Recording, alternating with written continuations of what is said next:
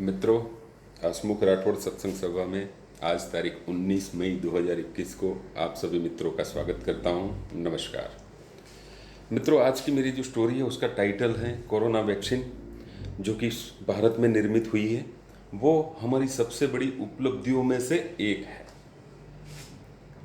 ये चीज़ समझने के लिए अपन को 100 साल फ्लैशबैक में जाना पड़ेगा।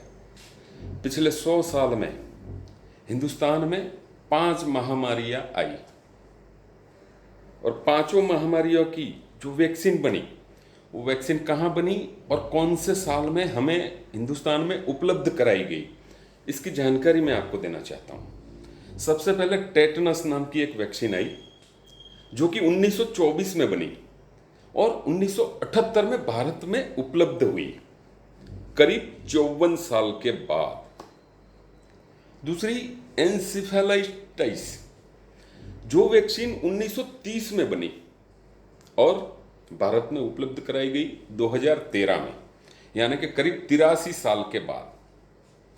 तीसरी पोलियो की वैक्सीन जो बनी, पोलियो की वैक्सीन बनी मित्रों 1955 में, और वो वैक्सीन हमें उपलब्ध हुई भारत में, हिंदुस्तान में 1978 में, यानी कि करीब 23 साल बाद वो वैक्सीन हमें उपलब्ध कराई गई।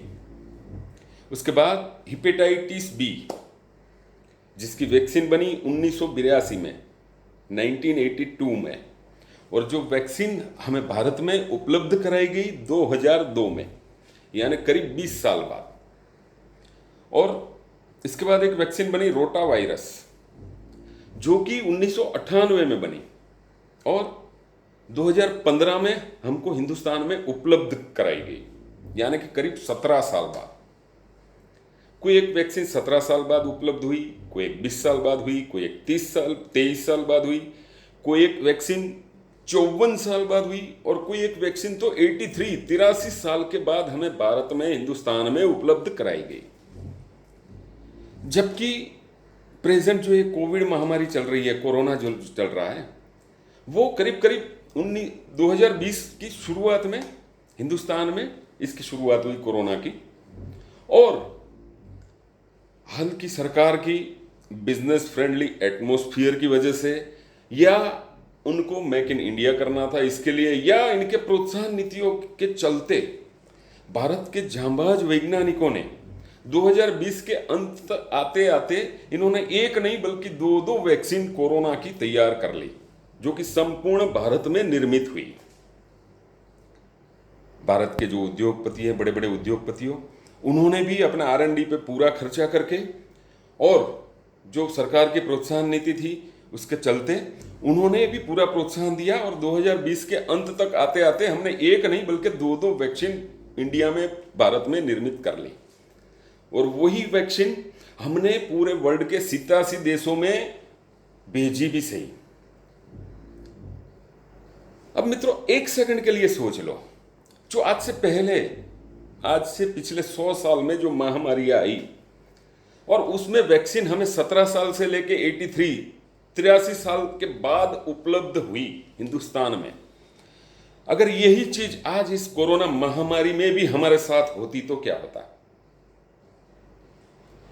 बात सोचने की इतनी ही है कि अगर हमारे देश का राजा, हमारे देश की सरकार चाहती है तो हमारे देश के उद्यमियों में, वैज्ञानिकों में, या कोई भी कार्य में हम कहीं से भी पीछे नहीं हैं।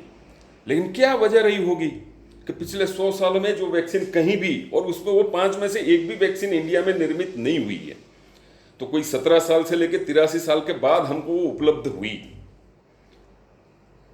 ऊपर वाले परम कृपालु परमात्मा का बहुत बड़ा अपने ऊपर आशीर्वाद है कि ये चीज़ जो 2020 में जो महामारी शुरू हुई, और उसकी वैक्सीन 2020 के अंत तक हमारे देश में ही मेक इन इंडिया के तहत स्वयं निर्मित हो गई, और दुनिया के कई देशों को हमने इसको एक्सपोर्ट भी किया।